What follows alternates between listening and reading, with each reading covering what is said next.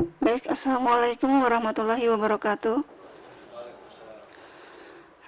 Yang terhormat Bapak Sekretaris Dirjen Otonomi Daerah, yang terhormat para narasumber dari KPPN Jakarta 4, yang terhormat para PPK, para Kabah, para Kasubag TU, para BPP, dan yang mewakili. Puji syukur kehadirat Allah Subhanahu wa Ta'ala. Kita panjatkan puji syukur atas rahmat dan karunia-Nya. Maaf dengan kita diberikan kesehatan, keselamatan. Pada hari ini kita bisa berkumpul dalam rangka sosialisasi penata usaha keuangan negara. Baik, sebelum acara pada hari ini kita mulai, marilah kita membaca basmalah terlebih dahulu. Bismillahirrahmanirrahim. Baiklah, untuk mempersingkat waktu, saya persilakan kepada Bapak Sekretaris untuk menyampaikan arahan dan wejangan kepada kita semua. Kepada Pak Ses, kami persilakan, Pak. Baik, terima kasih Ibu Kabag. Assalamualaikum warahmatullahi wabarakatuh. Selamat siang dan salam sejahtera untuk kita semua. Salam bahagia, salam sehat. Om Swastiastu. Yang saya hormati para narasumber, terkhusus Bapak Muji, yang saya hormati para Kabag, para PPK, pengurus bendara. Ya.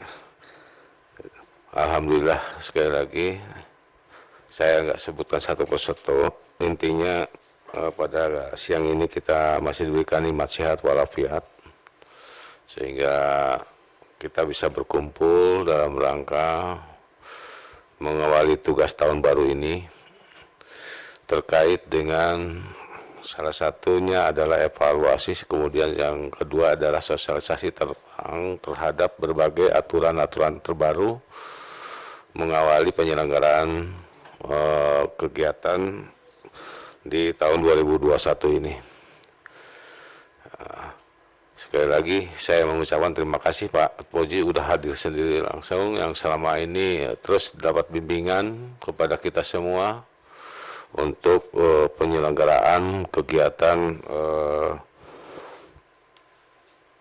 pelaksanaan anggaran di 2021 ini, ya, khususnya di lingkungan Ditjen Oda. Baik Bapak dan Ibu sekalian, saya untuk para narasumber terutama khususnya, mungkin ini event yang sangat berharga Pak bagi saya, kehadiran Bapak Muji, dan saya mungkin juga merupakan ya acara pertemuan terakhir saya dengan jajaran di Ditjen Oda ini ya, di Direktorat Ditjen Oda. Ya, karena saya mau izin Pak lanjut pamit gitu untuk mengundurkan diri sehubungan dengan memang udah waktunya gitu untuk mengundurkan diri dari ya, jagat raya Oda ini gitu. Ya, jagat raya Oda gitu.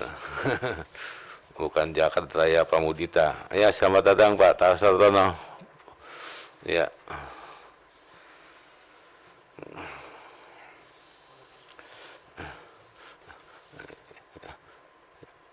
Yang kedua, bahwa maksud dan tujuan dari pertemuan ini tidak ada lain adalah bagaimana sih kita akan mengawal penyelenggaraan pelaksanaan anggaran di 2021 ke depan dengan berbagai dasar hukum yang terbaru.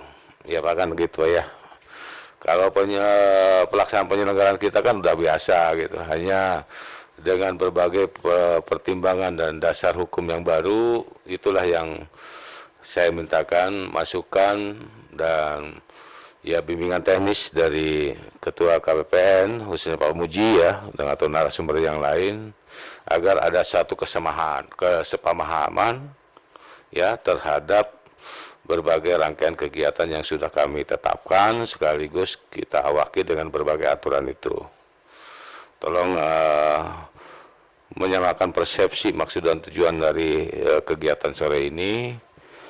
sama-sama harus kita kawal.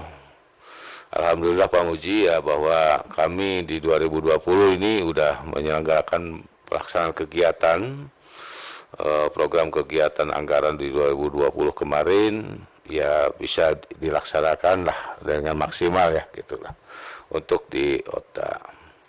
Dan itu saya kira tidak terlepas dari kerjasama tembok kita semua, para PPK, PPP dengan semuanya termasuk tidak terlepas juga dari kerjasama yang baik dengan Bapak dan jajarannya yang di bawah di KPPN. Walaupun kami menyadari bahwa berusaha kami tidak keluar daripada norma-norma yang sudah ditetapkan.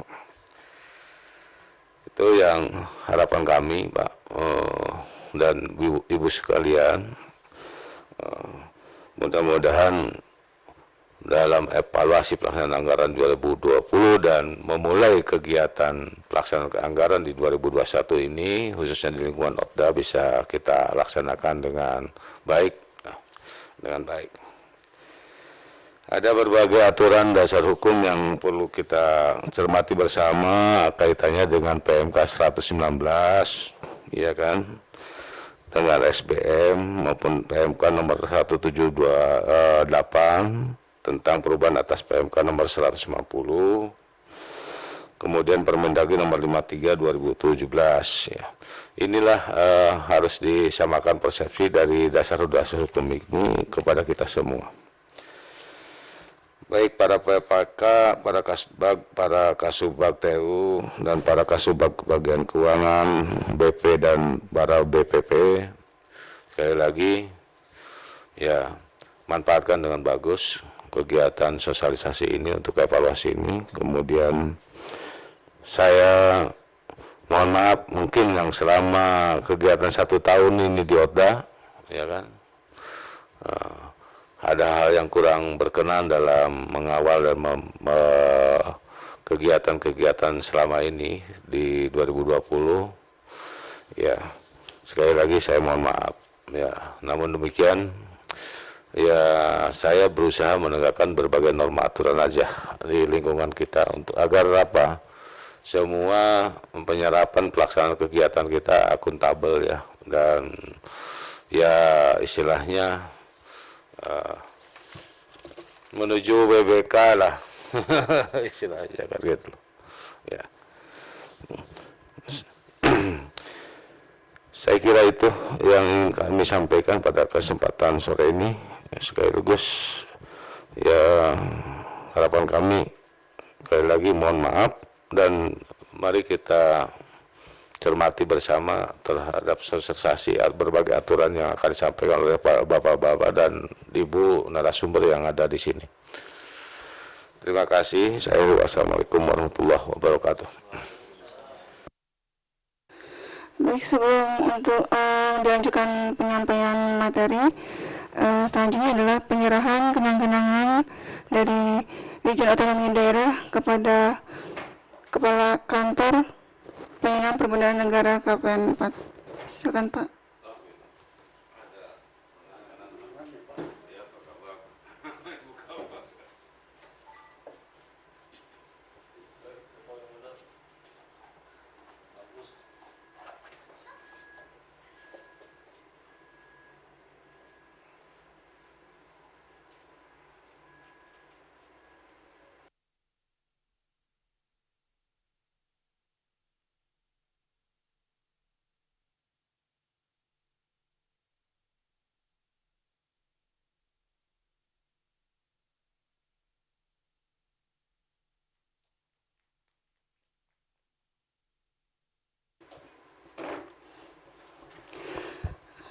Baik, selanjutnya kita langsung ke acara puncak, yaitu penyampaian materi oleh KPPN Jakarta 4, yaitu kepada Bapak Fauzi. Kami persilakan. Assalamualaikum warahmatullahi wabarakatuh. Selamat siang, salam sejahtera buat kita semua. Pak Ses yang kami hormati, saya tadi agak redek juga waktu Pak Ses sambutan kan gitu, terharu rasanya kan gitu. Artinya walaupun baru setahun, saya kira dalam situasi pandemik ini, saya kira tugas yang Bapak lakukan ini sangat heroik Pak, kan begitu. Artinya kalau enggak ini dikawal dengan baik dan benar, ya artinya satu, tidak mungkin capaian kita seperti sekarang ini, karena bagaimanapun tantangannya kan cukup berat, apalagi dalam situasi yang seperti ini. Bisa saya katakan bahwa hampir pelaksanaan anggaran kita di tahun anggaran 2020 dalam masa pandemik ini harus sama-sama kita syukuri smooth lah kan gitu. Artinya sangat optimal ya, dalam artian nanti bisa kita lihat satu persatu. Next Mbak, pertama kita lihat dari segi terus saja dulu, ini dasar hukum aja kok nanti ya. Jadi kita evaluasi dulu dari segi tingkat penyerapan Pak ya. Tingkat penyerapan saya kira kan hampir belanja pegawai itu 99, belanja barang 99 juga, dan belanja hampir semuanya 99 ini semua. Jadi ini yang perlu kita sampaikan bahwa ini sudah sangat optimal untuk dilakukan. Adapun nggak terserap itu ya mungkin karena lokasinya, kalau kayak belanja modal kan mungkin sudah lelang dan semacamnya kan, biasanya kan antara HPS dengan proses lelangnya kan terjadi efisiensi. Nah ini yang saya kira yang patut kita syukuri ya terkait dengan hal ini. Tapi perlu juga kita pertimbangkan ya, mungkin karena prestasi di tahun ini, tahun 2021 sebelum ada pemotongan, kenaikannya kan cukup signifikan ya Bu Kabak ya. Jadi hampir yang dari pagu 60 berapa? 66 ya, sekarang menjadi 98. Jadi artinya lebih daripada 90% terkait dengan hal tersebut. Next saya kira, jadi next saja. Nah, jadi kita lihat semua indikator ya, ada 13 indikator, hampir semuanya menunjukkan tanda kenaikan ya. Pertama itu revisi DIPA tetap, kan artinya tetap ada dilakukan revisi DIPA tapi masih sesuai dengan norma-norma yang telah ditentukan. Artinya baik jumlahnya maupun ininya. Terus kedua, deviasi halaman 3 DIPA ini menunjukkan penaikan yang cukup signifikan ya saya kira, karena sudah lebih terkendali. Jadi kalau kemudian ada revisi katakanlah penyesuaian di halaman 3-nya langsung disesuaikan ke Kanwil. Pagu minus tidak ada pada tahun ini ya, tahun lalu masih terdapat itu ya 99,9, sekarang 100%.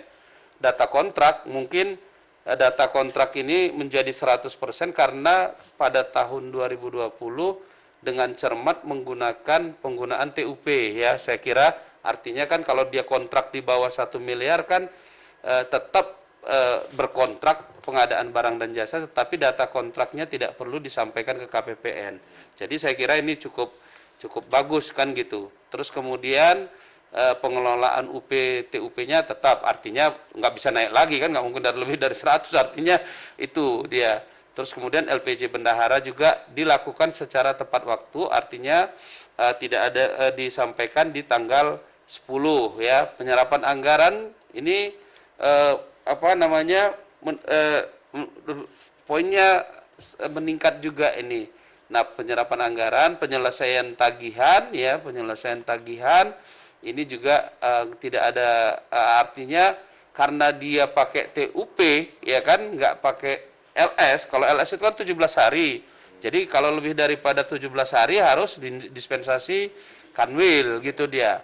Terus kemudian konfirmasi capaian output ya ini, terus kemudian retur pun hampir tidak ada terjadi kan gitu ya. Retur biasanya returnya di ODA ini retur gaji ya Bu ya, biasanya kan itu karena ada perubahan baru data suppliernya. Nah, Renkas ini tetap, dan kesalahan SPM ini kok naik Mas 80 nggak naik dong kalau gitu.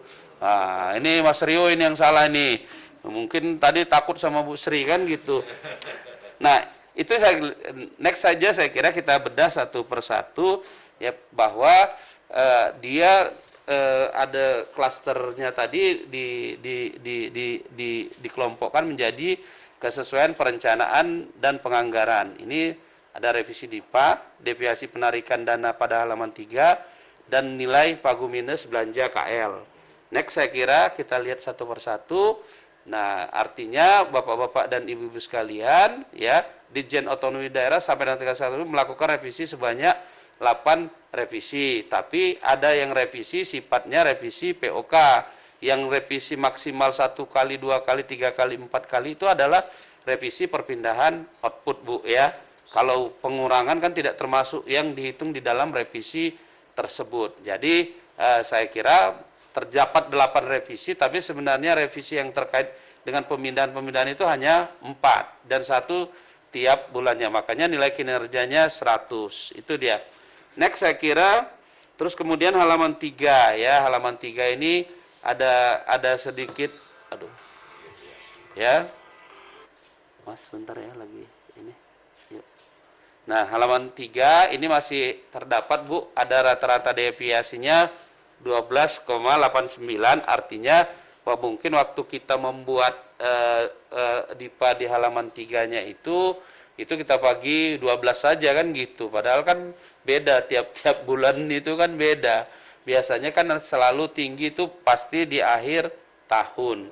Nah, itu yang perlu kami sampaikan. Next saya kira, nah ini dia deviasinya ini kita lihat ya.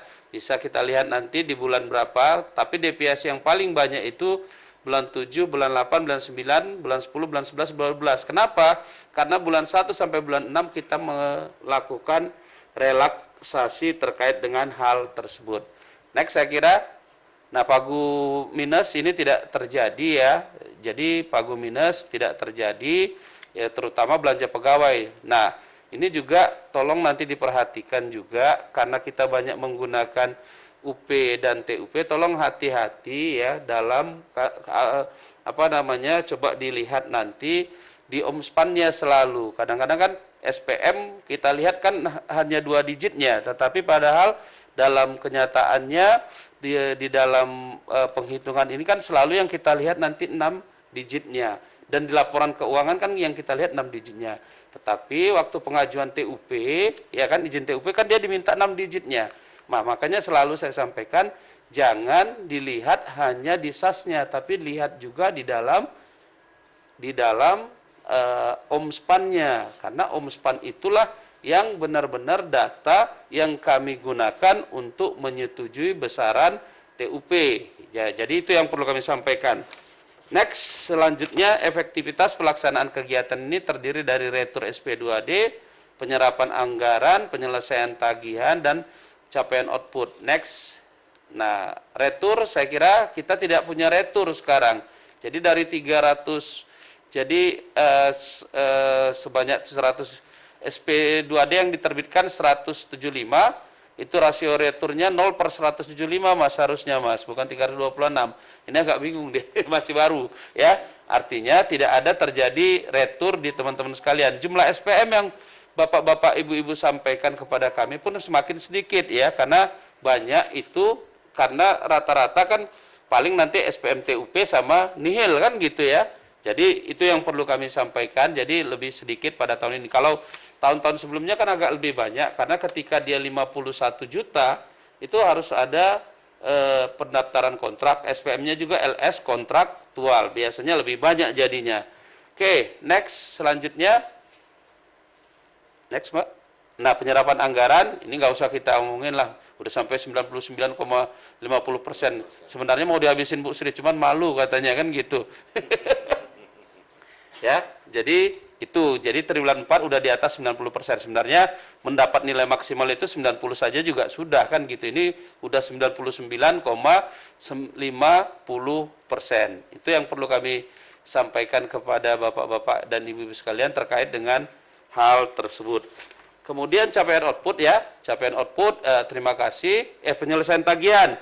Penyelesaian tagihan saya kira karena dia tidak ada SPM kontraktual ya Bu ya. Bu nggak ada kan?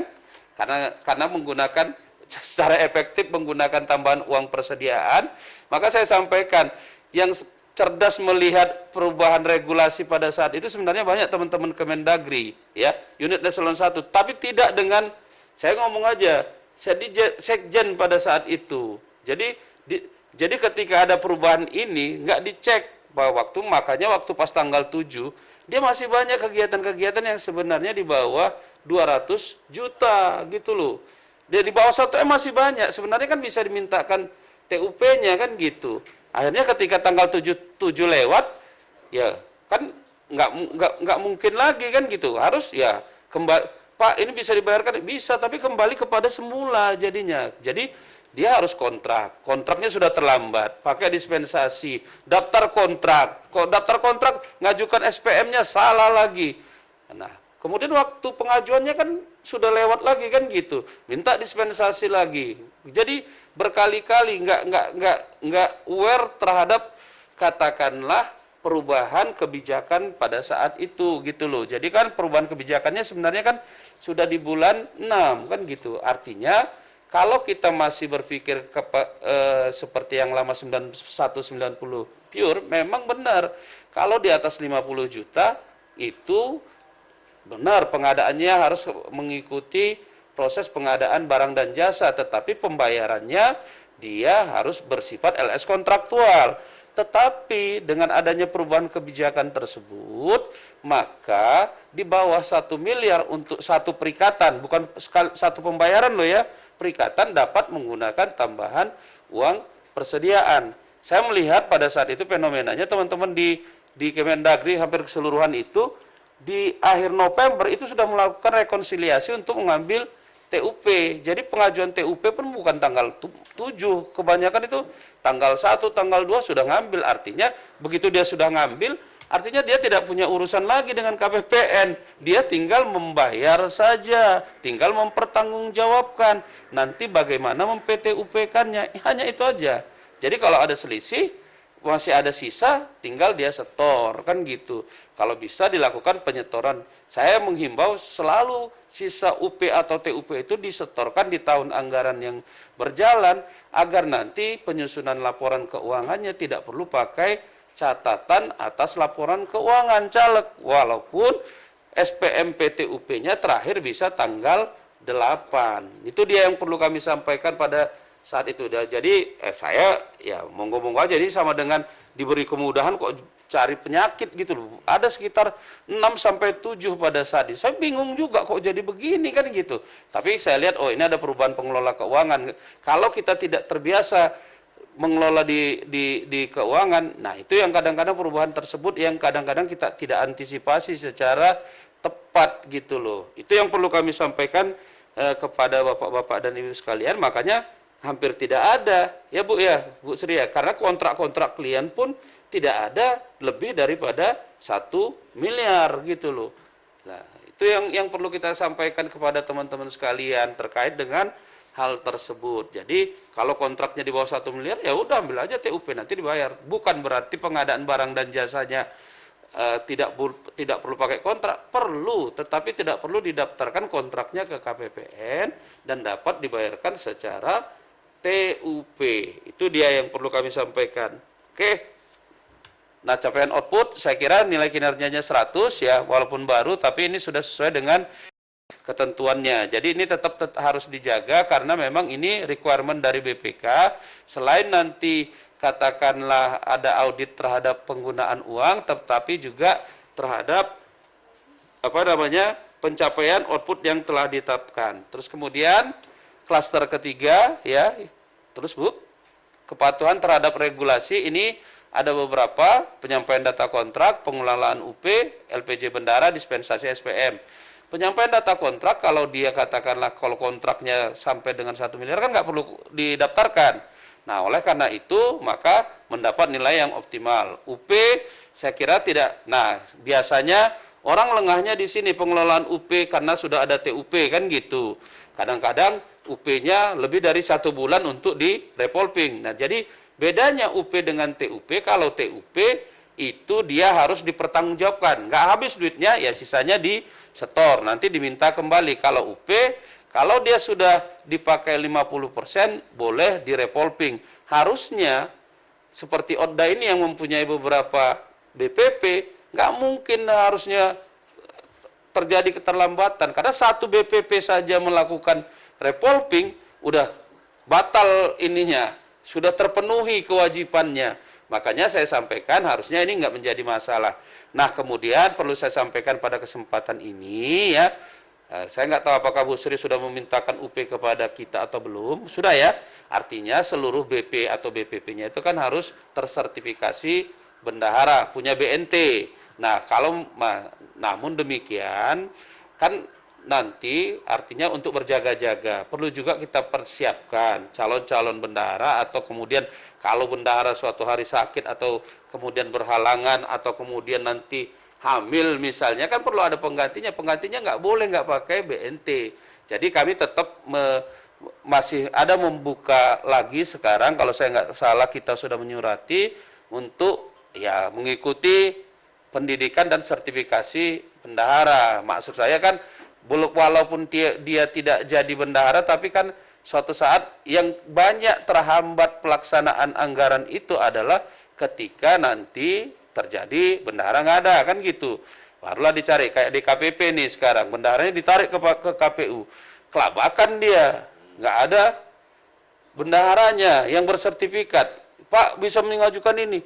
Pokoknya kalau nggak ada bendahara yang bersertifikat, mau minta UP, TUP nggak bisa dilakukan, itu aja.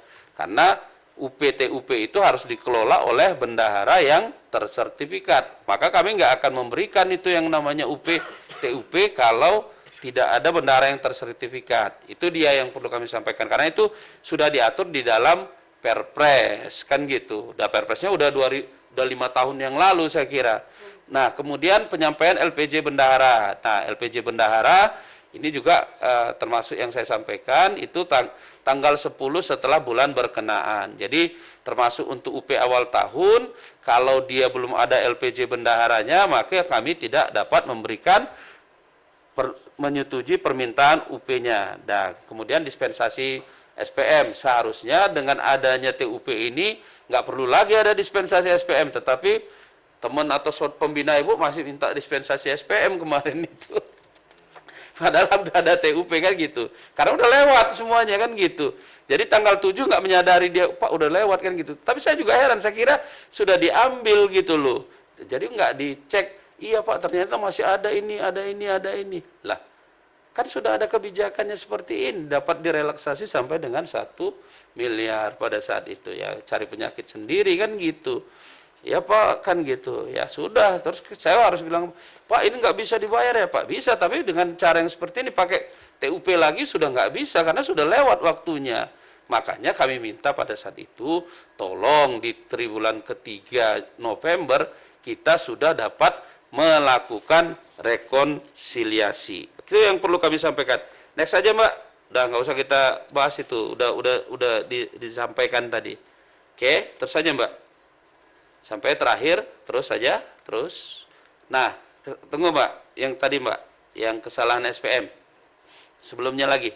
Nah, ini kemudian efisiensi pelaksanaan kegiatan, ini ada 2 indikator, yaitu kesalahan SPM, ya. Yang kedua, Renkas RPD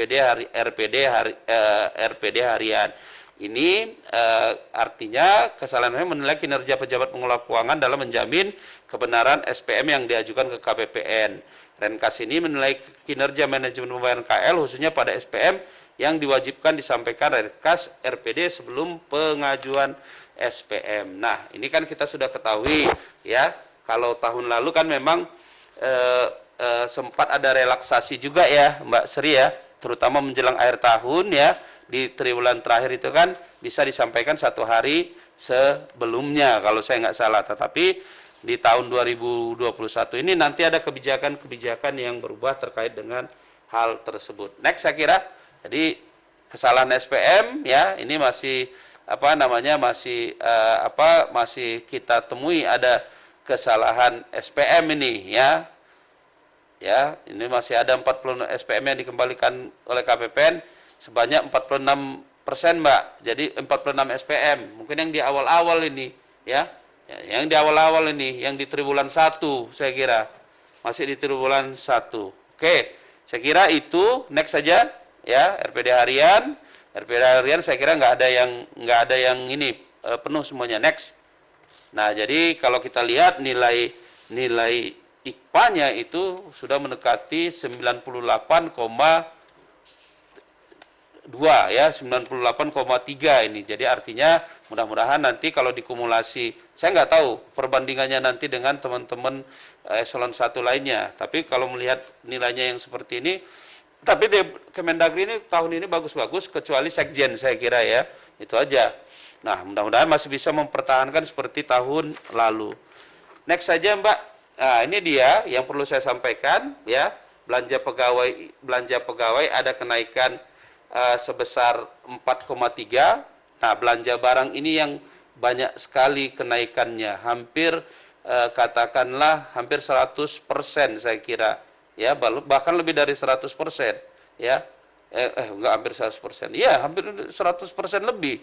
Dari 23 menjadi 51 ada kenaikan sebesar 27. Belanja modal ada kenaikan 3,5 M. Jadi mohon agar mulai dari sekarang bisa dipetakan, kalau nanti belanja modalnya ada yang satu kontraknya lebih dari 1 M, segera untuk dapat didaftarkan setelah penandatanganan kontrak. Tapi tolong dilihat juga nanti yang efisiensinya yang mana, saya juga nggak tahu.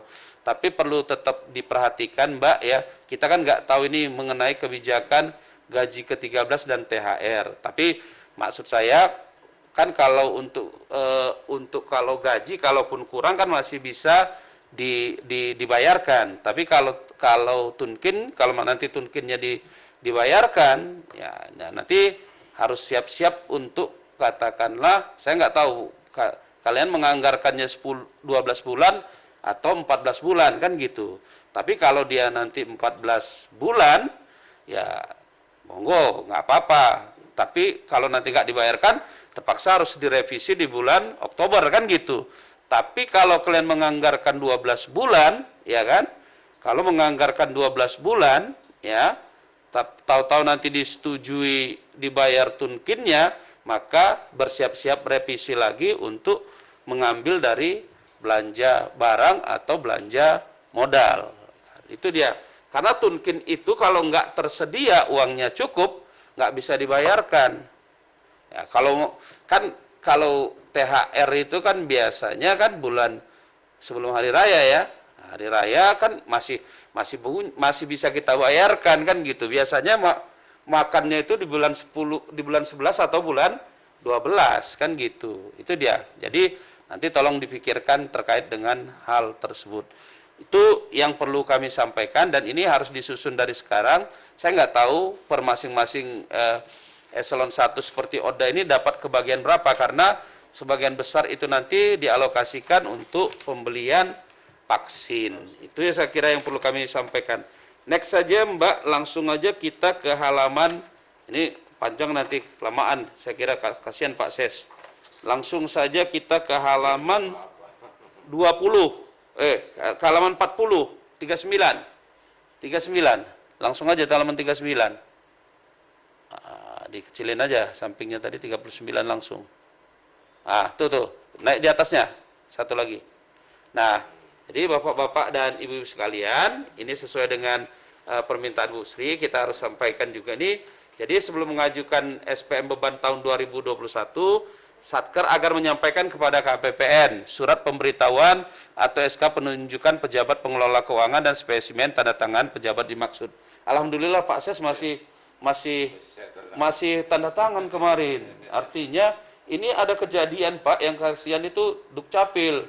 Dia per 1 Januari udah tidak menjabat lagi. Oh, Pak Gede. Pak Gede, sehingga dia gaji maupun gaji tunkin dan lain-lainnya itu baru dibayar akhir bulan ini.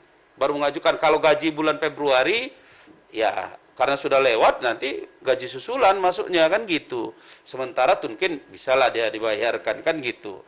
Makanya saya sampaikan ada blessing in disguise juga pada saat itu, sehingga ditunjuklah Pak Tapip kan kalau PLT-nya nggak ex officio dia sebagai KPA gitu loh. Karena di Permendagri itu yang ditunjuk itu adalah sekretaris, bukan PLT sekretaris. Makanya dia menunggu SK terbaru. Makanya Bapak kan, karena Bapak kemarin masih ses dan dan masih berlaku suratnya kemarin, kalau nggak ada pergantian kan tetap itu.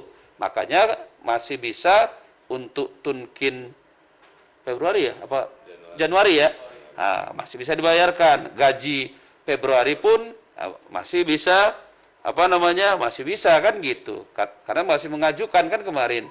Walaupun Bapak nggak dapat gaji lagi ya Pak ya, kalau Februarinya. Katanya gitu. Tapi teman-teman sudah maju ininya kan gitu.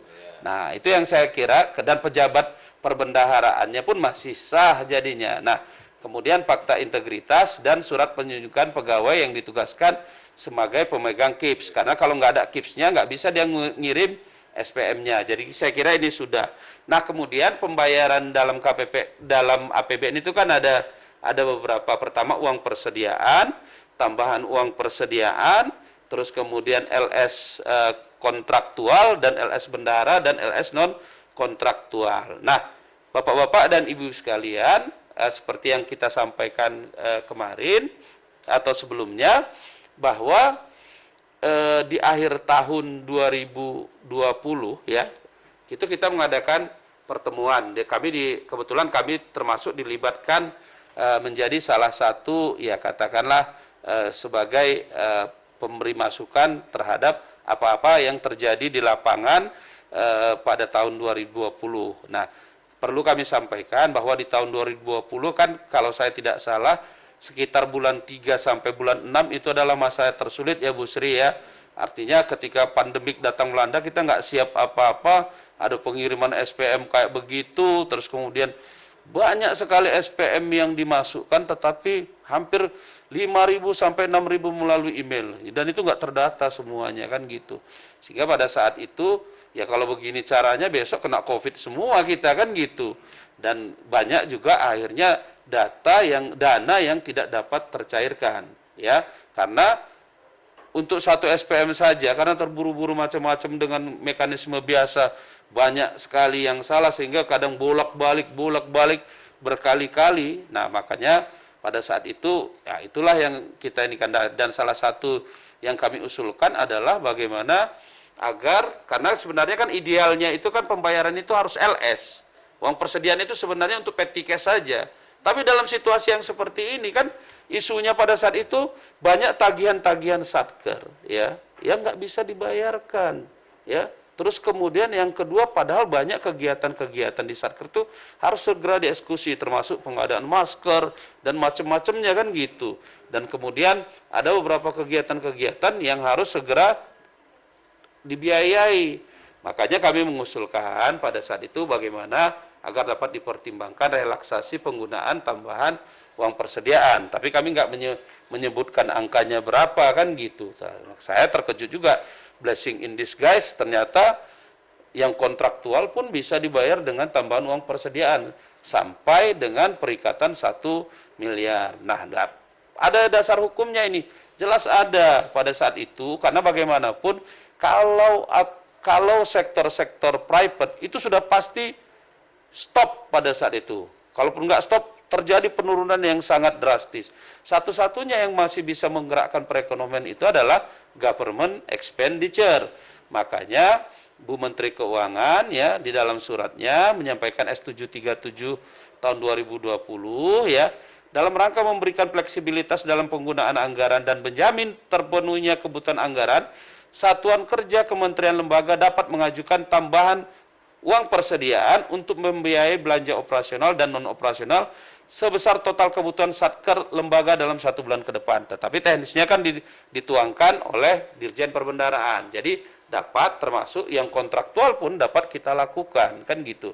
Nah, oleh karena itu pada saat itu, dan kalau kita lihat, kita evaluasi, ternyata dengan adanya relaksasi tersebut ya, secara keseluruhan penyerapan anggaran kita meningkat gitu loh. Jadi tidak ada hambatan di dalam penyerapan anggarannya. Memang waktu di bulan Maret sampai dengan Juni itu hektik sekali. Benar nggak Bu ya?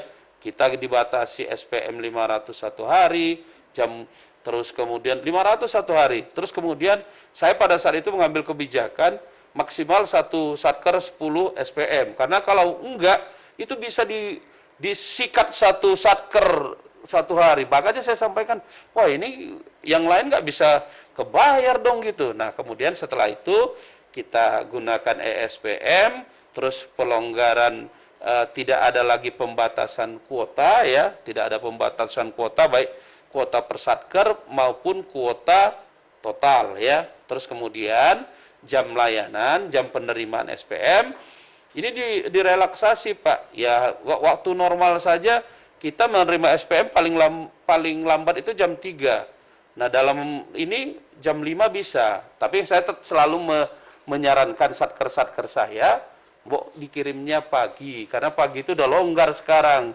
Kenapa harus sore-sore? Kalau daripada sore lebih bagus besok pagi aja, karena begitu sore itu terhitung besok pagi juga gitu loh. Jadi itu kekhawatiran itu bahwa sekarang tidak, kalau dulu jam 8 lewat 5 udah artinya jatah itu udah habis. Nggak usah jam 8 lewat 5, nggak sampai 5 menit itu selesai.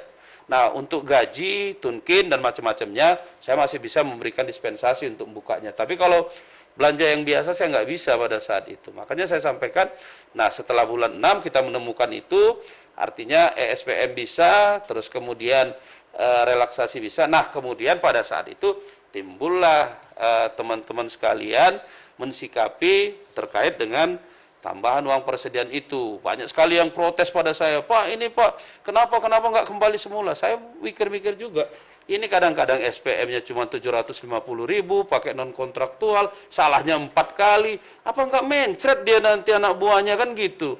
Apa nggak bisa digabung kan gitu? Nah, ini yang kita sampaikan seperti itu. Nah, oleh karena itu, pada akhir Desember kami mengadakan evaluasi. Jadi ada tiga pandangan pada saat itu. Pandangan pertama, ya udah, karena sebenarnya dengan relaksasi TUP ini, cost of fund kita itu semakin tinggi, semakin naik. Tetapi yang tidak terbantahkan, ya disbursement kita jadi nggak bermasalah kan gitu. Ya kan, artinya bisa orang cepat mencairkan apa segala macam kan gitu. Dan memang masih ada isu-isu lain lah terkait pembuka masih ada sampai akhir tahun orang belum nyetor, kesalahan di dalam ini itu dan sebagainya. Nah pada saat itu ada 3 hal ya pada saat itu. Makanya pertama, kebijakan yang pertama itu adalah kita kembali ke hitoh ya pada saat itu. Makanya saya, Bu Sri ya, saya langsung, karena kan nggak mungkin saya menunggu sampai kapan keputusan definitifnya. Maka saya pada saat itu atas sepengetahuan pimpinan mengeluarkan surat bagaimana tata cara pengajuan SPM di KPPN Jakarta 4. Keluarlah kita kembali ke hitoh, termasuk UP dan macam-macamnya. Hanya saja pada saat itu ya saya sampaikan waktu di dalam pertemuan, mohonlah agar kalaupun ini transisi dulu lah kan gitu, transisi, jadi tetap diberikan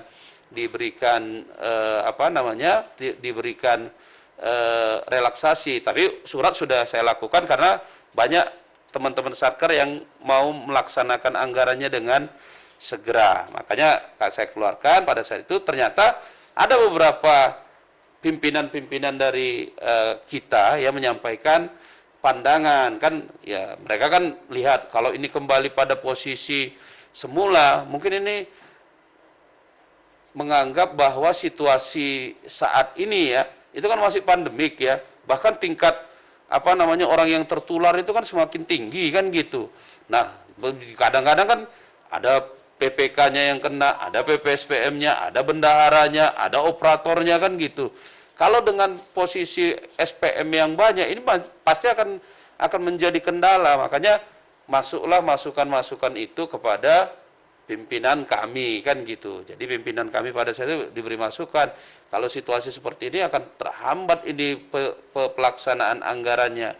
Tapi sempat ada memang surat kebijakan yang itu diambil jalan tengah di 200, tapi belum dikeluarkan. Tapi ada teman-teman, saya nggak tahu dari mana mengeluarkan hal tersebut. Makanya saya klarifikasi, tolong kalau ada surat-surat apapun, saya sudah sampaikan kepada teman-teman di KPPN saya, jangan disampaikan keluar, membuat kebingungan. Tetapi nggak tahu dari KPPN mana, entah dari siapa, ada itu. Terus kemudian ketika suratnya sudah jelas bahwa kita kembali kepada kebijakan di 2020, maka saya langsung membuat surat kepada seluruh satker di kami. Sehingga saya sampaikan, inilah, makanya pada kesempatan kali ini, saya akan memberikan sudah ada dasar hukumnya, ya jelas ada dasar hukum 2020. Untuk pelaksanaan 2021 cukup saya memegang pedoman dari surat dari pimpinan kami, kebijakan di 2020 tetap berlaku. Selesai kan? Nggak perlu membuat peraturan baru, Pak, kan gitu. Nah, ini dia yang terkait dengan surat uang persediaan. Uang persediaan ini ya, jadi satu, harus ada surat pernyataan dari KPA bahwa Satker akan menyelesaikan rekonsiliasi. Di halaman pertamanya ada nggak, Pak? Ini dulu Mbak, jangan salah, jangan loncat-loncat ya. Satu, uang persediaan ini tetap kita mengacu kepada PMK 196, PMK 78 juga ya Bu Sri ya, termasuk PMK 190, bahwa uang persediaan itu proporsinya adalah terdiri atas rupiah murni dan pagu kartu kredit ya. Yang kedua, surat pernyataan uang persediaan sesuai PMK 196 terdapat pada aplikasi SAS 2021. Jadi sudah ada. Dan kemudian telah mempertanggungjawabkan UP TUP tahun 2020. Nah, makanya saya sampaikan, teman-teman yang sudah segera mempertanggungjawabkan UP atau TUP-nya dapat mengajukan, termasuk salah satu persyaratan mengajukan UP ke KPPN dan telah menyampaikan LPJ bendahara bulan Desember. Jadi, kalau bapak-bapak dan ibu-ibu tidak mempertanggungjawabkan UP TUP-nya, maka kami tidak dapat memprosesnya, permintaan UP-nya. Kadang-kadang satu, lama menyetorkan UP atau TUP-nya, atau salah menyetorkan UP atau TUP-nya, salah akun itu biasanya. Akun UP dikasih ke TUP, akun TUP dikasih ke UP. Itu yang menjadi persoalan tersendiri ya. Jadi saya kira kalau memang sudah UP berarti ini udah clear ini. Next saya kira. Yang kedua, surat pernyataan dari KPA bahwa Satker akan segera menyelesaikan rekon. Jadi kami tidak menunggu tuntasnya rekon, tetapi tetap harus ada pernyataan dari KPA. Terus kemudian telah mengisi capaian output kegiatan tahun anggaran 2020. Jadi kalau kemarin untuk apa Pak? Untuk apa Pak? Ya kalau nggak usah diisi aja, nggak saya kasih UP atau TUP-nya kan gitu. Terus kemudian fotokopi sertifikat BNT ya. Itu dia. Next saya kira, terus melampirkan daftar rincian yang menyatakan jumlah UP tunai dan UP kartu kredit pemerintah yang dikelola oleh masing-masing BPP. Ini udah ada Bu Sri. Udah kan? Surat persetujuan dari Kanwil Ditjen Perbendaharaan Provinsi DKI Jakarta apabila ada perubahan proporsi UP tunai dan kartu kredit pemerintah. Banyak Satker sekarang nggak mengajukan ini lagi. Karena dia bilang, udah ngapain gua ngajuin ini? Kalau kurang gua minta TUP aja nanti kan gitu. Ya kan? Kan bisa minta TUP murni, nggak harus minta TUP kartu kredit kan gitu. Iya kan? Terus ADK dari aplikasi SAS versi terbaru. Jadi itu dia. Next. Nah, ini dia untuk tambahan uang persediaan ya. Jadi ini yang sebenarnya yang relaksasi itu terjadinya di sini nih Bu. Ya. TUP tunai dipergunakan untuk pembayaran belanja yang sumber dananya berasal dari rupiah murni dan PNBP. Kalau ada loan, ya nggak boleh kan gitu, ya jangan. Terus ya, kalau di ODA kan rupiah murni semua kan gitu. TUP tunai dapat dipergunakan untuk kebutuhan pembayaran belanja operasional dan non operasional. Perencanaan penggunaan TUP dapat disusun untuk pengeluaran yang sudah terverifikasi, ya artinya sudah dilaksanakan, sudah diverifikasi, dan juga untuk pengeluaran yang diperkirakan dapat diverifikasi dalam jangka 1 bulan ke depan. Saya sampaikan di sini Pak Ses ya, tolong nanti bendahara jangan membayarkan ya kepada Satker atau bukan Satker, kepada unit-unit kalau belum ada pertanggungjawabannya. Kalau nggak mehok nanti, kasihan ya. Bukan apa-apa, yang paling susah itu kan mengumpulkan pertanggungjawabannya. Kalian kasih uang, cepat itu selesainya, tetapi begitu mana pertanggungjawabannya nggak ada. Nah itu baru nyahok kan gitu. Itu dia. Makanya khusus yang untuk TUP ini karena nilainya besar, kalau UP oke lah ya, nggak masalah mungkin. Tapi kalau TUP ya kan itu berat itu bendahara jadinya nanti kan gitu ya. Jadi tolong dibantu bendahara. Dia dengan adanya TUP berarti kan tambahan kerjaan bendahara kan makin. Ya sebenarnya kalau ada BPP jadi lebih gampang juga sih, karena bisa bantu ngentri transaksi per BPP kan gitu. Kalau dia BP-nya cuma 1, wah itu baru nyahok juga kan gitu, ya kan? Nah bagi Satker, nah ini satu kebijakan juga di sini. Bagi Satker yang mempunyai tidak mempunyai UP, ya, UP tunai, UP tunai dapat diberikan tanpa mengajukan permintaan UP terlebih dahulu. Ini ada di satker-satker seperti madrasah, TNI itu nggak mau pakai UP, tapi pakai TUP bisa kita perkenankan. Oke, next. Nah, ini dapat digunakan untuk pembayaran perjanjian kontrak pengadaan barang jasa untuk selain penanganan pandemi COVID dengan perjanjian kontrak sampai dengan 1 miliar untuk satu rekanan, ya. Jadi kontraknya yang dilihat 1 miliar, bukan pembayarannya loh ya. Jadi jangan salah nanti, Pak ini pembayarannya cuma 900 Pak. Iya, tapi kontraknya berapa? 1,8 Pak, 2 termin katanya. Itu tidak termasuk, itu masuk kepada LS kontraktual. Kontraknya harus didaftarkan.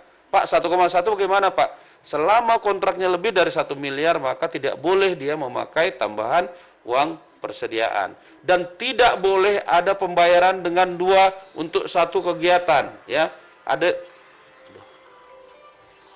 Bentar. Pak, sebentar Pak ya. Lagi rapat Pak, nanti tak telepon. Nah, jadi oleh karena itu saya perlu sampaikan sekarang, tidak lebih dari 1 miliar itu bukan pembayarannya, tetapi kepada kontraknya. Jadi kalau kontraknya 1 miliar, baik itu dia per termin maupun sekaligus, ya silahkan aja, nggak jadi masalah. Namun demikian, pengadaan barang dan jasa di atas 50 juta sampai dengan 1 miliar, dengan menggunakan TUP tunai tetap mempedomani ketentuan pengadaan barang dan jasa. Namun kontraknya tidak perlu didaftarkan ke KPPN. Jadi kalau memang dia perlu lelang, ya di atas 200 juta misalnya, lelang nggak harus lelang. Ada kontrak iya, tapi nggak perlu didaftarkan ke KPPN. Kalaupun nanti ada kontraknya, itu disampaikan ke KPPN waktu mem-PTUP-kannya. Ya, itu ada nanti di aplikasinya. Terus kemudian pembayaran tunggakan dengan nilai sampai dengan 1 miliar boleh diajukan, tapi dengan dilampiri salinan halaman 4B, ya. TUP tunai untuk pembayaran kegiatan pekerjaan dalam rangka penanganan pandemi COVID-19 sesuai PMK 43 tidak dibatasi. Misalnya untuk pengadaan obat-obatan untuk katakanlah kayak pembuat Wisma Atlet kemarin, terus kemudian ya banyak hal ya itu masih bisa dilakukan karena memang emergensi sekali, tapi kriterianya ada. Tapi kalau satker biasa itu nggak usah, itu pakai yang 1 miliar itu tadi. Next saya kira, nah dikecualikan yang nggak boleh pembayaran belanja pegawai dan penghasilan PPNPN ya. Ini tetap LS ini Bu ya. Terus termasuk pembayaran honorer satpam, pengemudi, petugas kebersihan, pramubakti atau yang bersifat seperti penggajian. Belanja bantuan sosial, bantuan pemerintah yang mekanisme penyalurannya telah diatur khusus menggunakan mekanisme LS. Dan kemudian pembayaran penyelesaian pekerjaan yang tidak terselesaikan, ini mekanisme 194. Tetap nggak boleh menggunakan tambahan uang persediaan. Nah ini yang perlu kita sampaikan, bukan nilainya tetapi karena sifatnya nanti. Next. Nah, persetujuan TUP selanjutnya dapat diberikan jika satker telah menihilkan TUP sebelumnya dan diajukan setelah 3 minggu dari tanggal SP2D diterbitkan. Nah, ini yang perlu kami sampaikan, ya. Untuk pekerjaan yang bersifat kontraktual, ya, satker agar melampirkan karwas kontrak atas beban TUP pada saat pengajuan SPM PTUP ke KPPN. Ini ada di aplikasinya. Dalam pengajuan TUP ke KPPN agar satker mengecek ketersediaan dana pada aplikasi Omspan. Jadi jangan nggak dicek nanti, wah ini Pak Fauzi ini nolak permintaan TUP gimana sih ini kan gitu. Karena kadang-kadang di data Omspan-nya itu nggak tersedia gitu loh. Nah kemudian untuk mencegah pagu minus selain memperhatikan aplikasi Omspan, ketika akan melakukan revisi termasuk revisi POK, agar memperhatikan jumlah outstanding UP, TUP yang sudah diterima termasuk rencana penggunaan yang akan digunakan ke KPPN. Jadi misalnya Bu Sri ini udah minta katakanlah 500 juta nanti TUP-nya, ya kan? Waktu ada pemotongan itu Ibu harus lihat itu, jangan sampai nanti itu yang terpotong, nanti nggak bisa dipertanggungjawabkan lagi nanti kan gitu. Jadi dilihat, jadi tidak sekedar realisasinya, tetapi outstanding UP dan TUP-nya juga harus diperhitungkan. Misalnya kita sudah mengambil 700, ya kan? Kayak tadi, 700 juta, ya kan? Katakanlah 1M, ya. Terus kemudian dari dana kita katakanlah 96. Ya, harusnya kan kita lihat kan realisasinya ya di dalam realisasi mungkin udah 2M. Harusnya 96 kurang 2M itu 94 kan gitu. Nah, kita seharusnya bukan seperti itu. Berapa outstanding TUP-nya pun harus dilihat. Harusnya bukan 94 tetapi 93 karena sudah ada kita ambil dan sudah akan kita rencanakan untuk kita pertanggungjawabkan.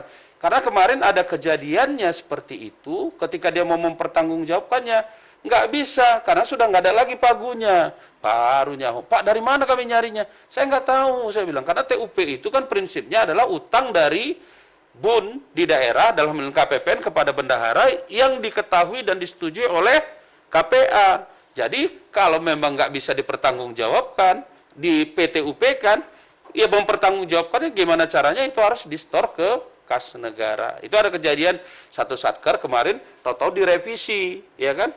Direvisi di PAN-nya, wah ini kan nggak realisasi, direvisi ke sana, suruh ngisi belanja pegawai di tempat mana kan gitu. Lah, begitu kemudian direvisi, keluar, begitu mau ada sekitar 3,7 miliar yang belum dipertanggungjawabkan. Pak ini gimana Pak ya? Saya nggak tahu caranya, tapi ini harus disetor kan gitu. Itu dia prinsipnya. Ya, oke. Next saya kira, nah baru kita kalau nanti ada LS kontraktual ya, LS kontraktual artinya kalau dia di atas 1 miliar. Jadi harus didaftarkan data kontraknya, memastikan data supplier tidak terdapat kesalahan untuk menghindari proses pembayaran yang gagal dilakukan oleh KPPN, memastikan penyampaian data perjanjian kontrak atau adendum kontrak paling lambat 5 hari kerja setelah ditandatangani perjanjian kontrak. Kalau terlambat bagaimana? Ya minta dispensasi dari saya dan itu akan mengurangi nanti nilai IKPA-nya gitu loh. Data kontrak atau adendum kontrak yang terlambat diajukan itu ya. Next saya kira. Terus total tunggu Bu. Total nilai kontrak yang diajukan pendaftaran karwasnya ke KPPN adalah kontrak yang bernilai minimal 1 miliar untuk single years. Kalau multi years berapapun nilainya untuk kontrak multi years ya. Jadi kan bisa saja dia nanti total kontraknya 3 miliar atau 5 miliar, tapi rilis tahun ini mungkin cuma 1 miliar atau di bawah 1 miliar. Itu harus didaftarkan tetap kan gitu, karena yang kita lihat adalah nilai kontraknya. Untuk kontrak yang bernilai di bawah 1 miliar diajukan pembayaran ke KPPN dengan mekanisme TUP. Ini sumber dananya RM dan PNBP, tidak kontraktual. ADK Karwas kontrak, ADK adendum kontrak dilakukan melalui portal SPM ya. Jadi nggak ke e-kontrak lagi ya. Kemarin kan SPM menu kontrak, sedangkan perubahan kontrak dengan mekanisme surat diajukan melalui email, melalui e-loket umum kppn@kemenq.go.id. Next saya kira, nah untuk pengadaan barang jasa yang total nilai kontrak di atas 1 miliar diajukan tagihan melalui SPM LS kontraktual. Perikatan kontrak di atas 1 miliar yang telah dibuat oleh Satker agar segera didaftarkan ke KPPN paling lambat 5 hari kerja setelah kontrak tersebut ditandatangani. Next saya kira, nah ketentuan penyampaian SPM ke KPPN ya. Ini SPM LS ke KPPN untuk pembayaran honor dan perjalanan dinas dengan mekanisme LS bendahara, nilai SPM minimal itu 100 juta serta akun honor dan perjadin kan itu ya. Ini minimal 100 juta untuk akun honor dan perjadin. Jadi karena memang LS bendahara itu kan untuk honor dan perjadin. Tapi kalau udah bisa TUP ngapain lagi pakai LS bendahara kan gitu, cari-cari penyakit aja gitu loh. Iya kan? Makanya jadi jangan buat pusing sendiri gitu loh maksud saya. Tapi kalau memang mau ya silakan aja.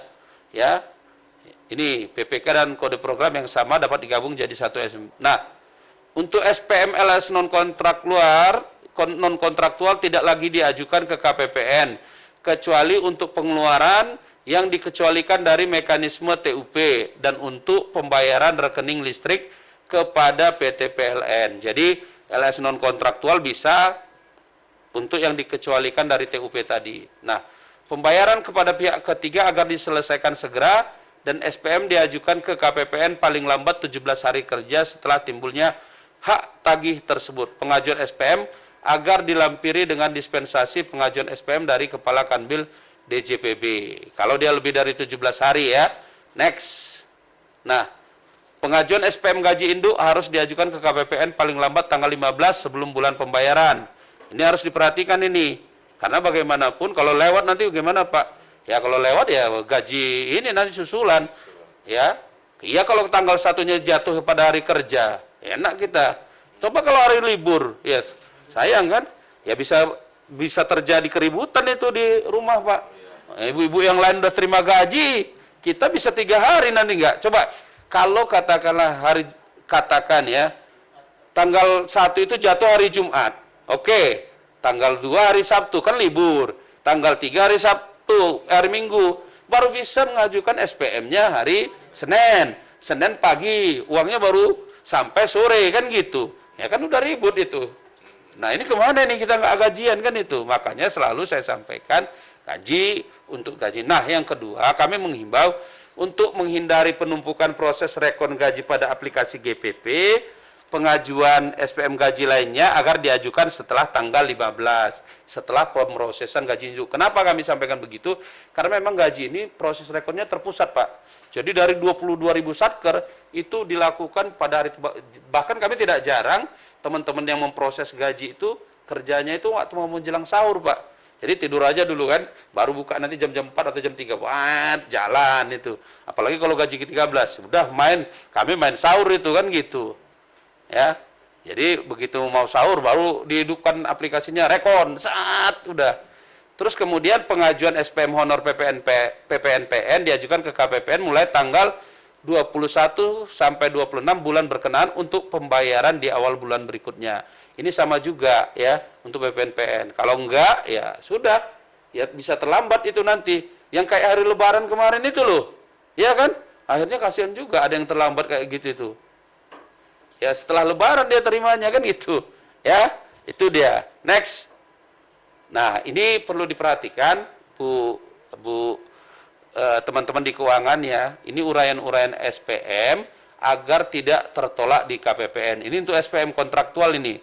Ini pembayaran uang muka, pembayaran termin terakhir atau pelunasan atau pembayaran sekaligus, kan gitu. Ya. Oke. Next. Nah, ini juga ini kode jenis-jenisnya. Nah, ini dia. Ya, pembayaran sumber dana pinjaman luar negeri, sisa pekerjaan lanjutan. Next, saya kira. Nah, ini ya sisa pekerjaan lanjutan. Nah, ini harus ada kelengkapannya. Next lagi. Nah, ini SPM non kontraktual. Ini dia. Honorarium, perjadin, lembur, DOM ya. DOM, dana operasi menteri. Ini enggak ada di kita ini ya. Jadi itu dia. Jadi ini yang perlu kami sampaikan. Kalau sifatnya seperti penggajian kan kayak lembur, uang makan kan gitu kan.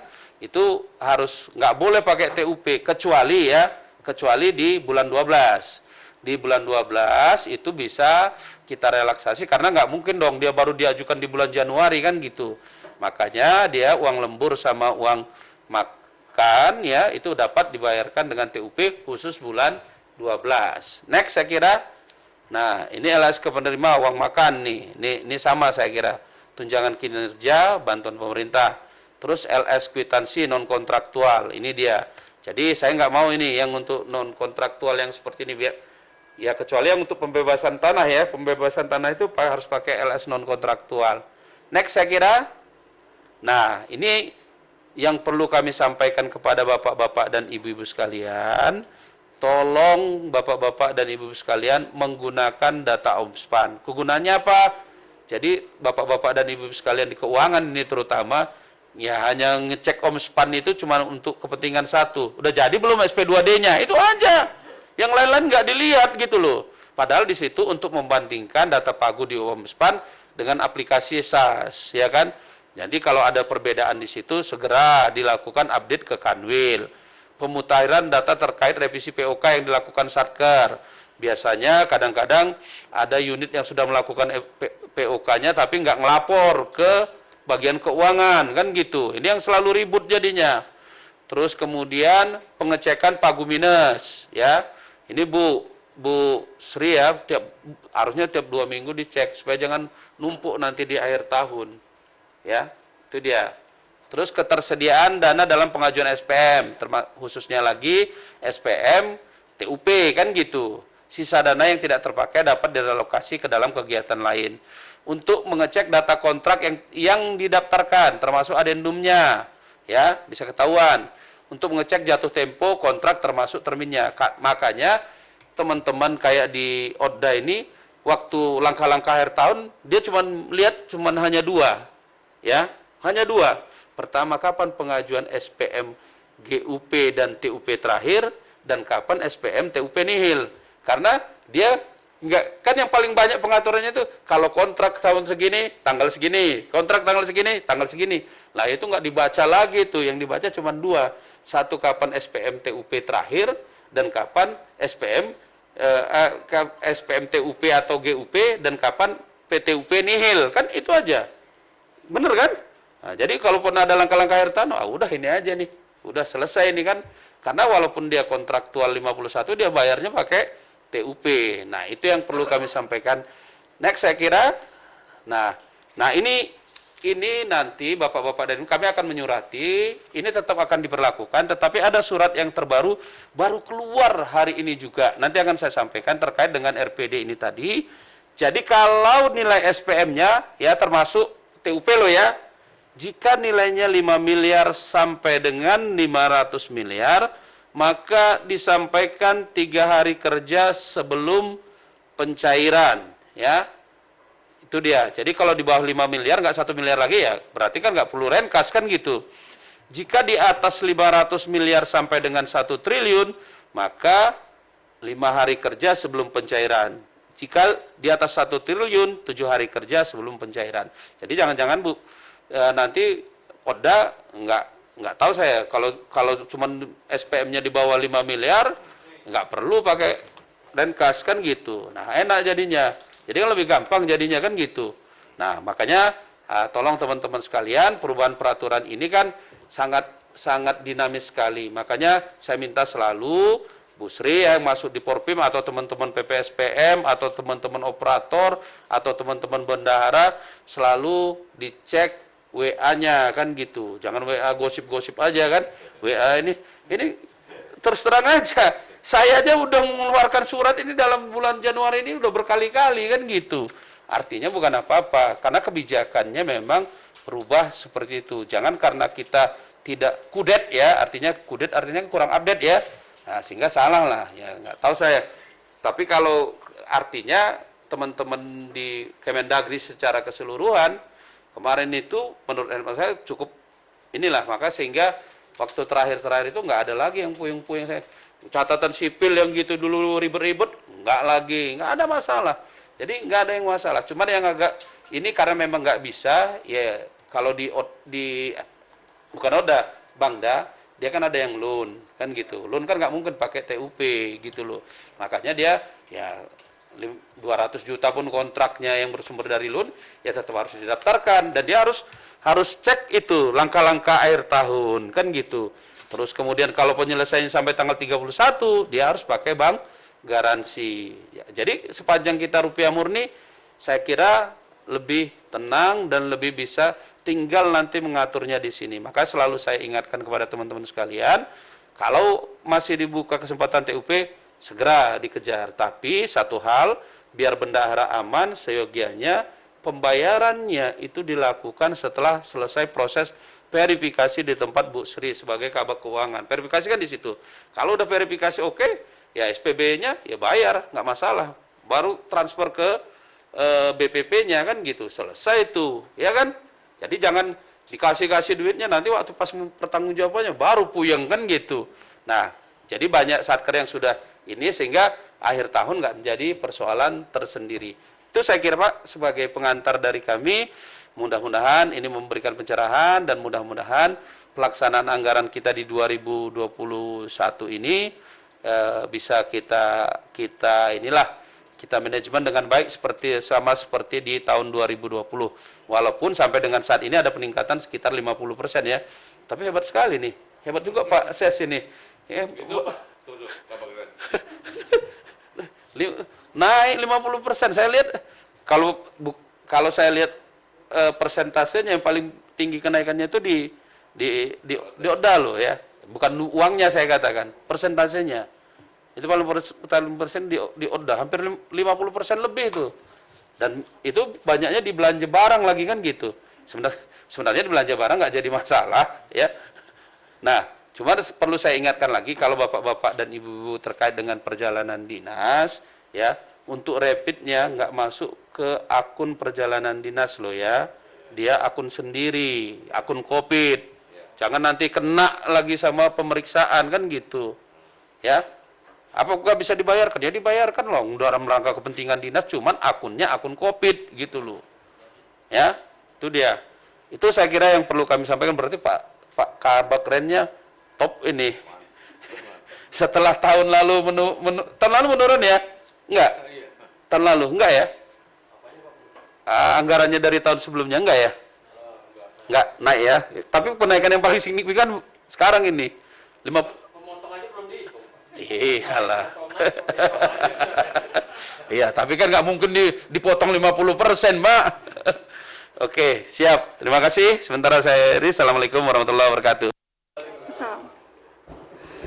Baik, selanjutnya kita langsung buka sesi tanya jawab. Mungkin ada yang mau ditanyakan? Saya nggak ada keluhan lah kan gitu. Ada Mas? Nggak ada kan? Pak Sartono? Aman. Aman.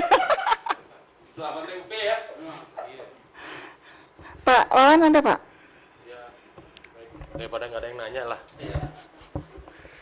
Terima kasih Pak Muji, Pak Ses, mohon izin. Barangkali tadi yang sudah disampaikan akan kita taati dan kita laksanakan sebaik-baiknya Pak. Karena kalau tidak nanti macet di semua lini, kan itu. Kemudian yang kedua, dalam IPA itu memang saya kira menjadi alat kompetitor seluruh KL itu ya. Baik itu dalam rangka mendukung insentif ya, maupun dalam rangka kinerja internal dari masing-masing KL. Jadi IPA itu alat ukur paling seksi di Indonesia gitu ya, dengan 13 indikator. Namun demikian memang kendala di tempat kami itu dalam melaksanakan 13 indikator itu pasti ada Pak, ya kan. Tetapi berdasarkan praktek, karena taat aturan ya, kita semangat untuk berkomitmen menjalankan aturan, IPA-nya itu menjadi nilainya cukup baik gitu. Namun demikian pasti ada beberapa hal yang perlu menjadi kewaspadaan, utamanya deviasi penarikan dana. Itu kan memang apa ya, sangat terkait dengan revisi kebijakan itu Pak. Ya, Pak. Kalau seandainya ada kebijakan-kebijakan yang sifatnya memang politik dan harus segera ditindaklanjuti, kita harus merubah, merevisi DIPA, dan itu pasti akan mempengaruhi dari kebijakan penganggaran Pak. Nah ini yang saya kira menjadi concernnya kami Pak, karena kalau dari bagian perencanaan itu ya maksimal 3 kali sebenarnya revisi itu. Pertama pada saat kalau Lenstra itu berubah, organisasi berubah. Kemudian ada kebijakan nasional seperti pemotongan. Dan terakhir adalah kebutuhan internal. Lebih dari 3 ini sudah dianggap ya itu tadi ada beberapa pertimbangan. Nah ke depan ini barangkali Pak, deviasi penarikan dana ini memang harus ada guideline tertentu juga Pak. Artinya diberikan perhitungannya agak lebih kendor, gitu. Karena disinilah fungsinya kita melakukan adjust terhadap RKA dengan kebijakan, Pak. Karena kadang-kadang setiap kali itu berbeda-beda, sehingga mungkin pembobotan dan lain sebagainya agak lebih longgar ya, sehingga bisa dikatakan kinerjanya nanti akan meningkat kalau seandainya deviasi penarikan dananya ini formulanya agak lebih fleksibel gitu. Itu aja barangkali Pak. Terima kasih. Assalamualaikum warahmatullahi wabarakatuh. Oke Pak, saya kira masukan Pak Kabak ini perhatian bagi kita. Tapi jangan sampai nanti senjata makan tuan kan gitu. Senjata makan tuannya makin relaksasi, orang yang tidak disiplin nanti bisa nyalip Bapak kan gitu. Ya, karena kan saya lihat tempat Bapak ini yang dengan angka segitu itu udah tinggi loh ya. Nanti kita relaksasi, ada orang yang katakan itu yang jadi maksudnya jadi tidak kelihatan ya antara orang yang berdisiplin dengan yang kurang berdisiplin, itu jadi selisihnya sedikit sekali gitu loh. Nanti kita alihkan ke yang lain misalnya kan. Ya tapi nanti akan kita kaji kembali formula itu. Memang benar kalau dia katakanlah kayak kebijakan nasional refocusing itu kan nggak kita hitung Pak, ya kan, tidak termasuk dalam maksimal revisi itu tadi. Benar ke Bapak? Karena itu bukan karena keinginan Bapak, tapi kebijakan nasional. Nah cuman kayak tadi kok tiba-tiba, saya nggak tahu lah, kayak misalnya kayak Tunkin ya Bu ya, kayak dulu kan kejadian Tunkin tiba-tiba naiknya di tengah kan gitu, yang tahun berapa itu, 2019 ya, yang sempat kita agak puyeng juga itu. Yalah, yang 2019 kalau nggak salah. Kan harusnya kalau memang dikawal dari awal, waktu perencanaannya kan sudah disediakan dananya pada saat itu, sehingga pada saat itu kan, nah itu termasuk yang revisi yang dibatasi Bapak ini tadi. Nah tetapi kan sudah kejadian, masa nggak dibayarkan Tunkinnya, kan ribut nanti orang kan gitu. Karena Tunkin itu dia sifatnya pagunya tidak terbuka ya. Jadi kalau dia kurang, dia nggak bisa dibayarkan. Sama dengan kalau dia gaji dan tunjangan yang melekat pada gaji, itu nanti bisa revisinya terakhir ya. Revisinya terakhir itu artinya ya bisa tinggal ini. Tapi kalau untuk Tunkin ya, karena dia itu jadi batasan tertinggi, kurang ya hanya bisa dibayarkan seperti itu. Tapi hak untuk itu nggak hilang kan gitu. Tapi saya setuju sekali dengan Oda ya, artinya ada orang yang memaksakan untuk katakanlah Tunkin bulan 12 dibayarkan di bulan 12. Itu ternyata kan banyak bermasalah itu. Karena apa? Karena kadang-kadang waktu di bulan 12-nya banyak orang kejadian tidak disiplin, sehingga mau dipotong dan segala macam kan menjadi persoalan itu. Sebenarnya kalau kita mintakan di awal Januari ada masalah nggak? Nggak ada. Artinya ngapain kita maksakan di bulan? Karena bukan apa-apa ya, Bapak Ibu tahulah kelakuan pegawai kita kan. Begitu nanti mau dipotong, dia tiba-tiba udah ngantri di depan ATM kan gitu. Bang aja kalah kok. Begitu keluar jam 00 sikat kan gitu. Makanya kadang-kadang lucu juga ya, kita pikir kenapa orang ngantri-ngantri di depan ATM itu jam-jam 24.00, karena kadang-kadang begitu masuk uang itu sikat sama, nah supaya jangan dipotong kan gitu. Nah maksud saya gini loh, artinya kan sebenarnya kayak ban berjalan aja kan dulu kan. Nah dulu kan ada yang memaksakan untuk agar dibayarkan di bulan Desember ya kan, untuk mengejar penyerapan, padahal nggak gitu juga caranya kan gitu. Kalau dengan gitu caranya ya, yang beresiko itu sebenarnya KPA ya Pak, karena Bapak yang pakai SPTJM nanti. Kalau uang makan uang lembur, oke, kita pakai TUP, nanti kita bayarkannya di tanggal 30 kan nggak masalah ya kan, selesai urusannya. Tapi kalau Tunkin kan langsung ke yang bersangkutan, nah itu yang berat nanti. Nah kalau mengeluarkan duit itu gampang Pak, nagihnya itu yang berat kan gitu. Nah makanya kalau pakai TUP untuk uang makan dan uang lembur itu kita gampang. Harusnya bendahara nanti pasti dilihat dari hitungan-hitungannya. Nah apalagi kalau kita udah pakai CMS nanti udah enak aja, tanggal 31 pun bisa kita masukkan satu-satu kan, sesuai daftar hadir, sesuai dengan prestasinya lah ya kan. Kalau yang artinya kita walaupun ngambil dulu awal itu, tapi kan nggak kita bayarkan ke dia, masuk ke rekening bendahara. Nah itu Pak, saya kira nanti akan kita pertimbangkan Pak, yang masalah terkait dengan katakanlah halaman 3 DIPA ini, masalah formulasinya, tapi kita harus mempertimbangkan banyak hal. Tapi maksud saya ini terima kasih sekali terkait dengan hal-hal yang terkait dengan halaman 3 DIPA ini tadi. Sebenarnya satu hal ya, kalau untuk terkait dengan halaman 3 DIPA, kalau kita melakukan penyesuaian sama dengan penyesuaian POK kan tidak termasuk dalam kriteria revisi loh ya. Itu dia hanya penyesuaian data aja sih sebenarnya. Itu aja sih.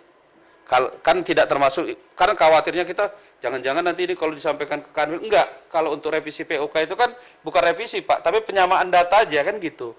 Itu saya kira yang perlu kami sampaikan. Tapi terima kasih ini Pak Kabak Ren ini. Ya, mudah-mudahan nanti, nggak tahu saya berapa yang dipotong Pak. Udah ada ininya? Sudah sedikit Pak. Oh sedikit ya. Kemudian barangkali Pak terakhir, tungkir itu kan dambaan dan doa semua Iya. orang ya Pak ya. Ya. Dan setiap tahun itu pasti harapannya ada kenaikan. Kalau menyongsong era 100%, tiba-tiba muncul di tengah, ya kan? Terus kemudian harus dibiayai secara mandiri, Iya. berarti kan kita melakukan perubahan lagi nih. Iya, Pak. Nah, Kalau duit itu cukup, ya kan? Ya. Berarti kita bisa mandiri membiayai. ya. Kalau tidak cukup, berarti memangkas program prioritas nasional dan lain sebagainya. Iya. Dan itu akan kita lakukan. Kenapa? Perut orang banyak, Pak. Iya. Jadi ini salah satu harapan juga. Apakah bisa dibuat terbuka untuk penambahan tungkirnya, tapi tidak dari dalam. Iya, itu kan kebijakan penganggarannya, Pak. Makanya saya bilang sama Bapak, nanti kan ada kayak dulu kan, artinya pertama dipenuhi dulu dari dalam. Terus kemudian itu, kemarin itu kan sebagian kemarin dari anggaran di Sekjen, kan gitu. Sebagian lagi dulu baru ngambil BA Iya, Bun. Mas pasti ada sharing pain-nya kan gitu. Nah, makanya saya bilang sama Bapak, mungkin kalau untuk kenaikan tahun ini, mungkin saya belum tahu. Kalau tahun depan mungkin ya.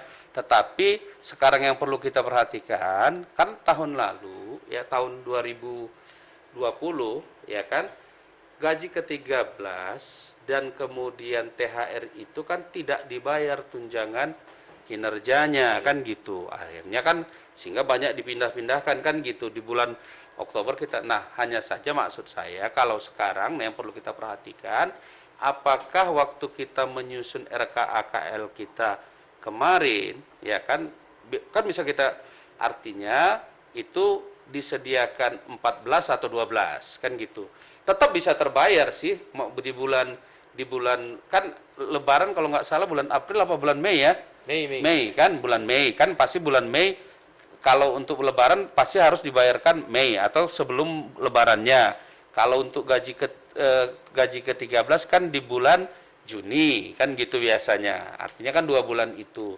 Nah kan pasti cukup. Makanya saya sampaikan ke Bapak ada 2 gendangnya ini tadi. Kalau kita udah 14 dan itu nanti disetujui untuk dibayar, artinya adem kita kan gitu. Jadi nggak perlu revisi.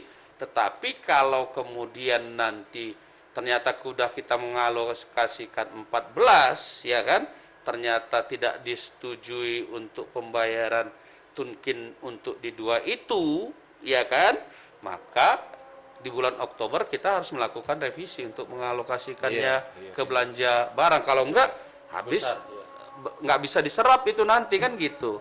Itu. Nah, cuman kalau kita sediakan 12 ya Pak, kita 12 nanti siap-siap ngambil dari belanja barang untuk menutup hal tersebut gitu loh. Terutama untuk November Desember kan itu biasanya makanya kan bisa masih kita bayar kan uangnya masih cukup kecuali nanti ya kan berarti kan di situ permainannya. Makanya saya yang agak kan kejadian Kemendagri ini kan agak sedih dulu. Pertama dulu naik pertama penyesuaian yang itunya akhirnya naik kelas jabatannya kan 2 kali di sini. Iya kan? Nah, makanya saya kenapa ini ngusulkannya gimana? Kayak dulu sebenarnya sudah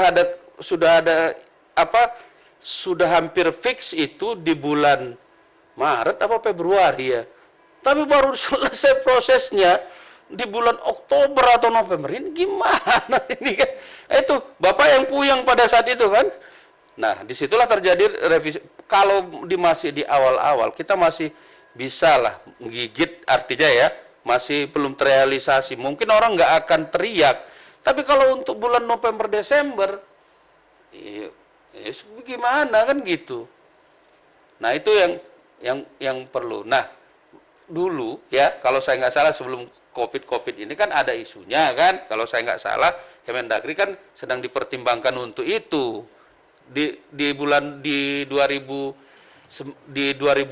awal pada saat itu di bulan saya pembicaraannya kalau saya nggak salah itu bulan-bulan Februari sudah mulai ada pengusulannya. Hanya saja begitu COVID kan semua berhenti kan gitu. Nah, mungkin nanti ditindaklanjutinya ya di 2022 lah Pak kan gitu. Makanya kalau 2021 ini nggak mungkin saya kira. Yang 2021 isunya itu ya yang itu tadi, yang apakah dibayar tunkinnya atau tidak kan gitu. Itu loh. Apakah ada pemotongan lagi gitu ya? Enggak. Pemotongan nasional kan cuma sekali nih Pak sekarang. Ya udah. Siap. Nah, benar-benar Bapak. Iya. Nggak bisa kita prediksi Pak. Iya. Iya. Ranjang tetap bulat tapi mungkin saja isinya agak penyok-penyok. Harus diambil kalau kayak Iya, siap, siap. Makanya saya karena kan perdebatan karena isu bahwa pembayaran tunkin 13 sama THR 13 itu udah mewacana sih sebenarnya. Artinya akan dibayar karena kemarin ya sebenarnya kemarin itu ya kok jadi begini daripada ngasih ke yang lain-lain. Sebenarnya kan kalau kasih ke pegawai negeri juga pada prinsipnya kan lebih akuntabel dalam pembayarannya dan tetap akan bergerak di dalam perekonomiannya kan gitu. Iya. Saya nggak dapat Pak. Saya nggak dapat kemarin. Bapak sekali nggak dapat Pak, tapi kedua dapat. Kan itu jadi isunya dulu kan Pak. Wah sekarang udah eselon 2 udah dibayar kan gitu. Nah jangan-jangan di akhir nanti mau dibayar yang kekurangan kemarin kan gitu.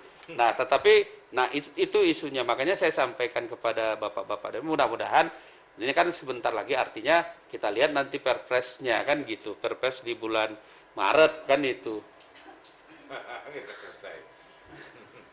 Nanti kita ceritakan Pak Ses kan gitu. Ya kan nggak ada salahnya kan. Nanti ya kita traktir lah Pak Ses kan gitu.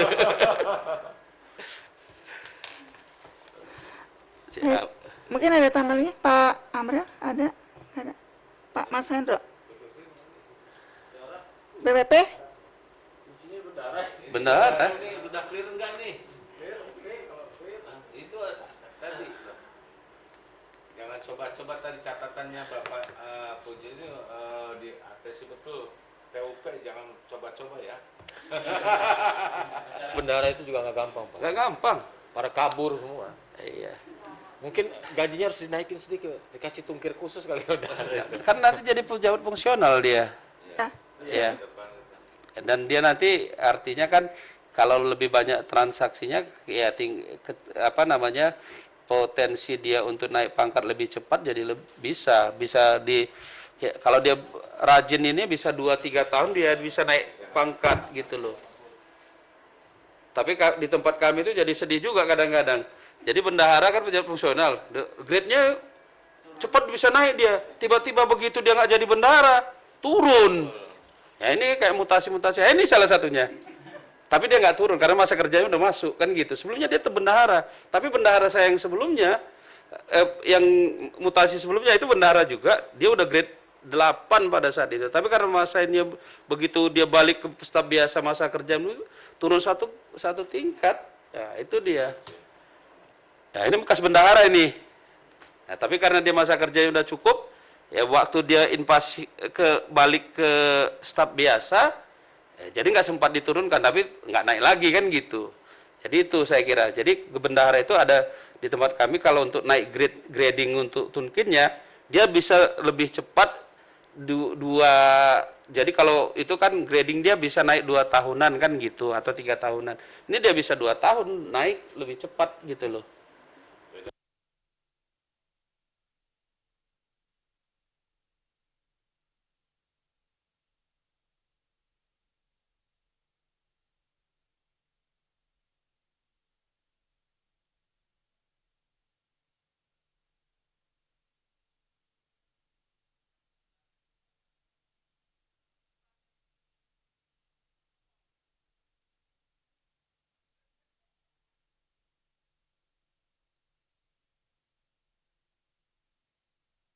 Oke, nggak ada lagi yang ditanyakan, Mbak Putri? Nggak ada. Baik Pak, mungkin itu saja yang telah disampaikan Pak Fauji dan teman-teman mungkin nanti bisa bisa mengambil manfaatnya tadi yang telah disampaikan. Mungkin langkah-langkah yang harus kita perhatikan apa yang tadi disampaikan yaitu yang pertama terkait untuk usulan revisi anggaran ya karena kita sudah melakukan itu yang pertama kali terkait penghematan. Terus yang kedua untuk melakukan percepatan pengadaan barang dan jasa karena ini perlu untuk penyerapan anggaran. Kemudian yang ketiga yaitu untuk proses percepatan untuk penyelesaian tagihan agar terjadi sinkronisasi antara rencana yang telah kita anggarkan dengan realisasi yang akan kita serap. Mungkin itu saja sebelum kita tutup acara ini, marilah kita berikan aplaus kepada para narasumber kita. Terima kasih Pak Fauji dan Mas Rio. Mungkin untuk menutup acara ini, Pak Ses. Oke. Ya. Baik, berikutnya acara sosialisasi pada hari ini. Saya ucapkan terima kasih kepada para narasumber. Semoga apa yang tadi disampaikan bermanfaat bagi kita semua. Saya sebagai pembawa acara pada hari ini mengucapkan terima kasih dan mohon maaf apabila ada kekurangan. Wabillahi taufiq wal hidayah. Wassalamualaikum warahmatullahi wabarakatuh.